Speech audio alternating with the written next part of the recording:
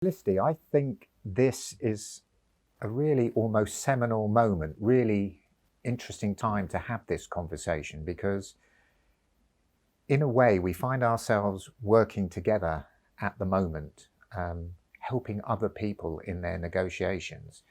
And yet when we look back at our backgrounds, we've come from very two different almost apprenticeships in our negotiation journey. I myself spent almost 20 years in the world of hostage and crisis negotiation, fundamentally looking to help save life. And then you spent a huge proportion of your time in South Africa, working in all the troubles over there, but particularly in the world of employment and labour relationships, and helping people try and heal a lot of their differences. Yes, well, negotiation is fundamental to the employment relationship. Whether people are unionized or they're not unionized, negotiation happens in the workplace all the time, and it happens more formally in collective bargaining and engagements between employers and trade unions. And it is a world away apart, a world away from hostage negotiation.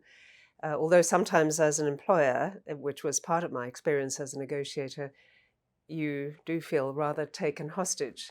And I've been in situations where that has happened.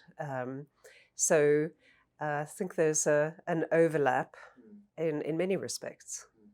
And actually, that's what I find so amazing is the more you and I talk and share some of our careers, share some of our examples, we discover actually that overlap is not distant. It's actually really close, and actually fundamentally the same sort of skills, the same experience that you and I have learnt over the years to, whether it be to save a life, to save a company, to save a career, to save a reputation, are the same. Yes.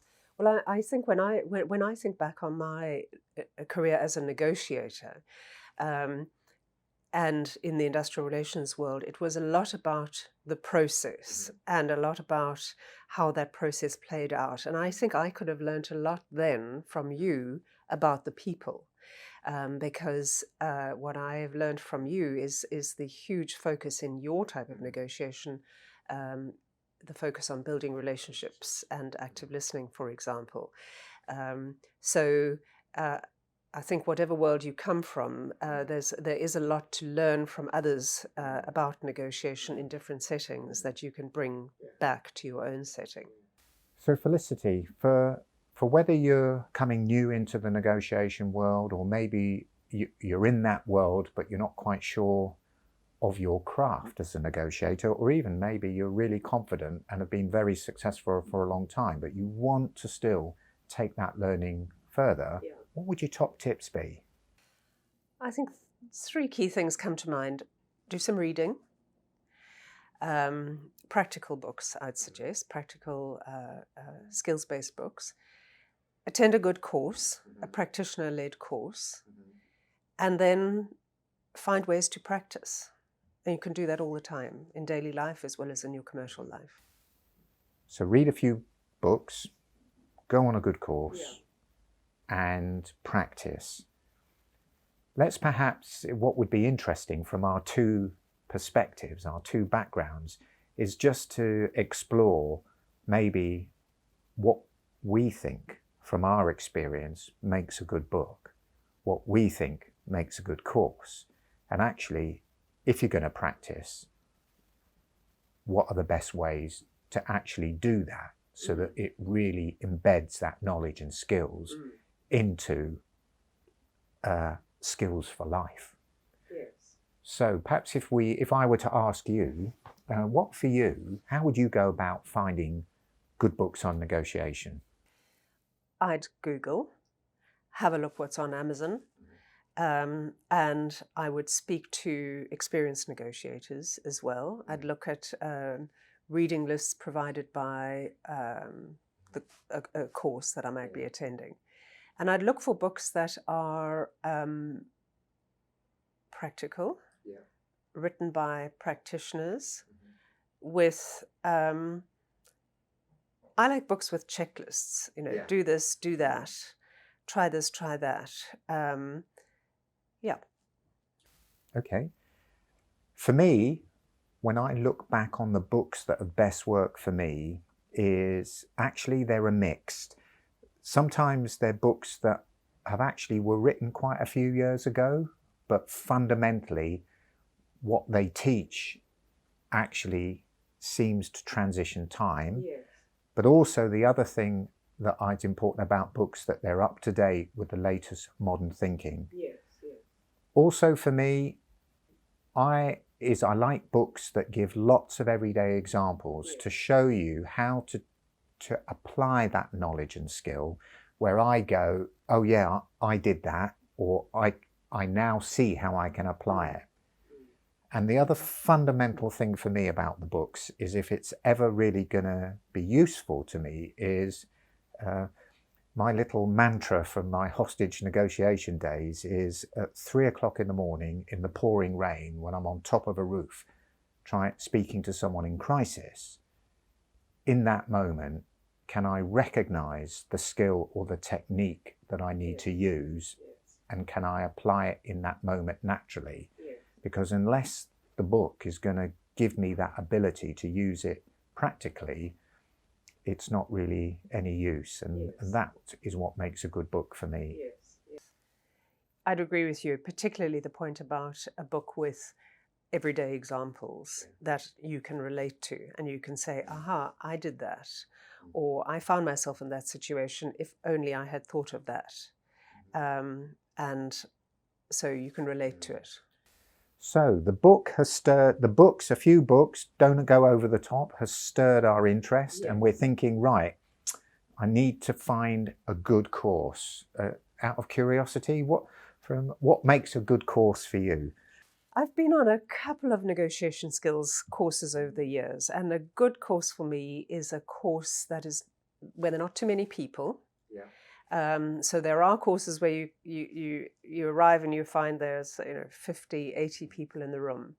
And I've found those difficult to really engage with, because negotiation is really, it's an interaction, and you need to interact with your teachers, you need to interact with the other participants.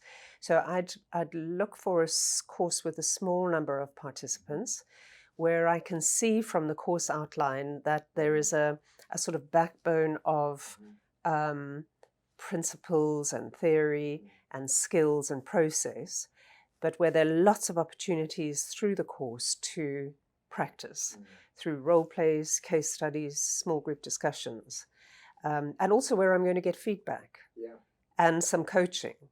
I want someone to say, you did this, perhaps if you try to do it differently, it might have a better effect, or make this difference.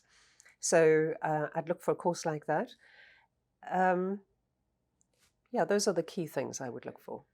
I think when I look back, the courses that have been my favourite, that have made the biggest impression and that I got the most out of, have been those that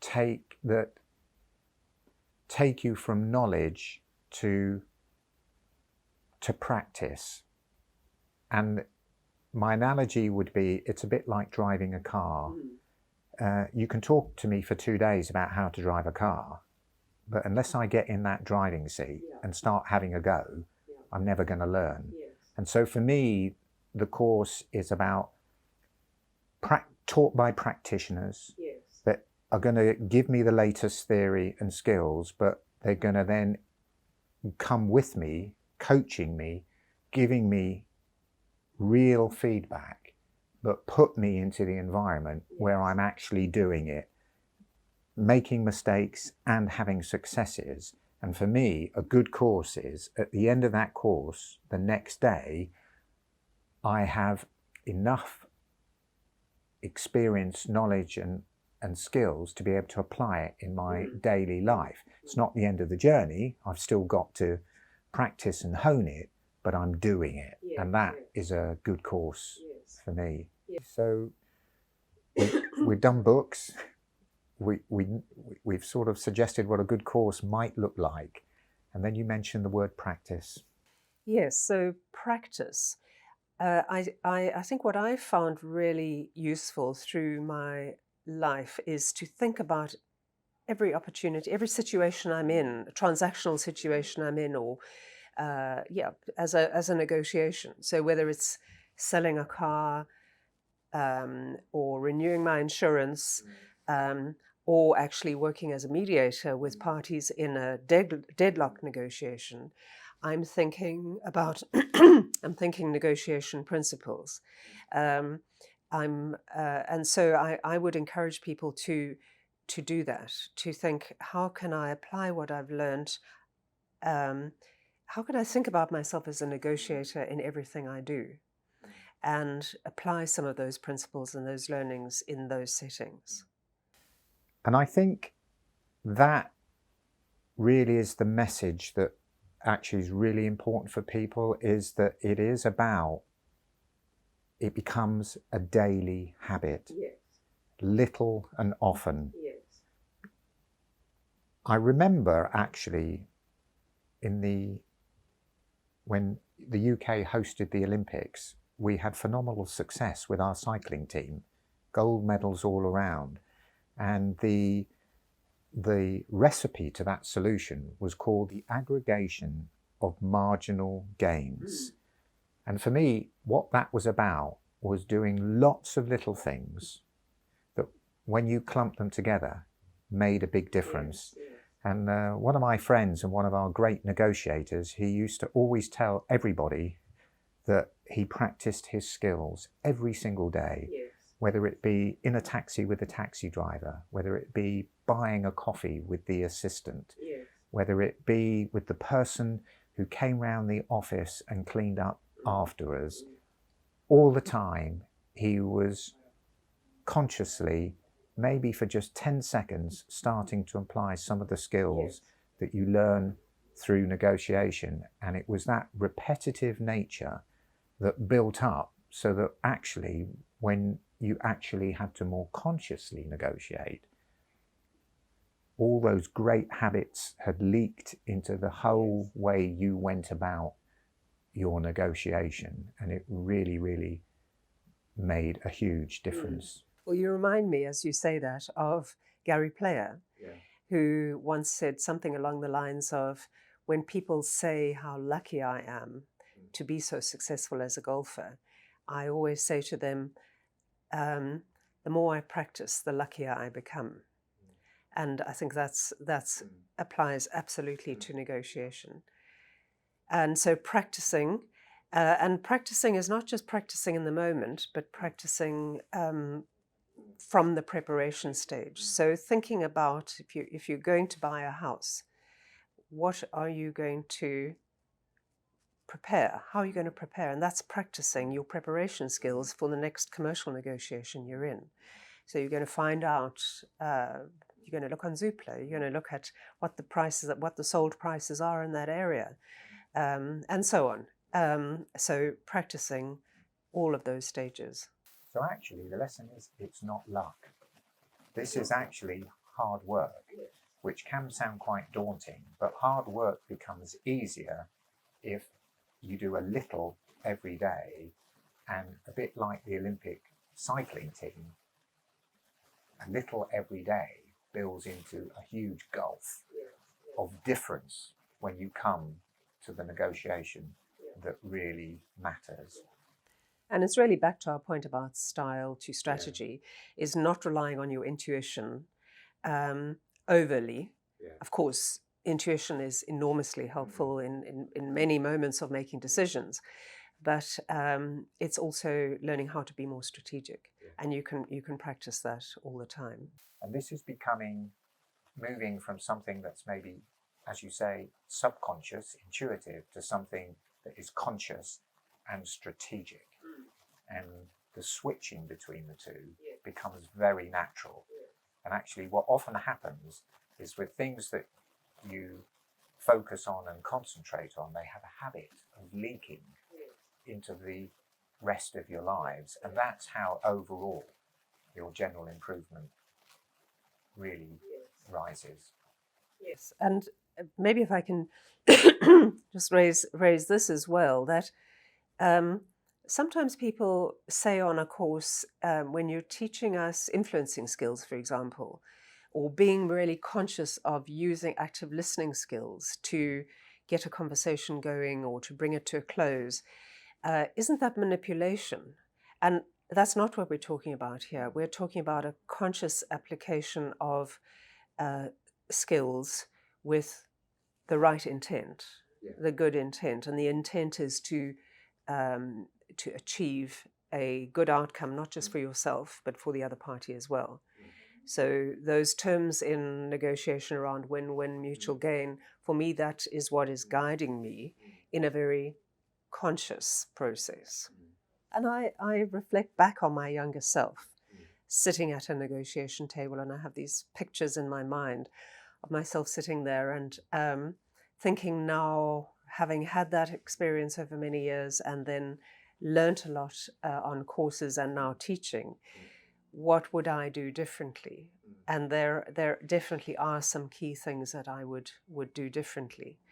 And so I think there is a lot to learn by coming on a course.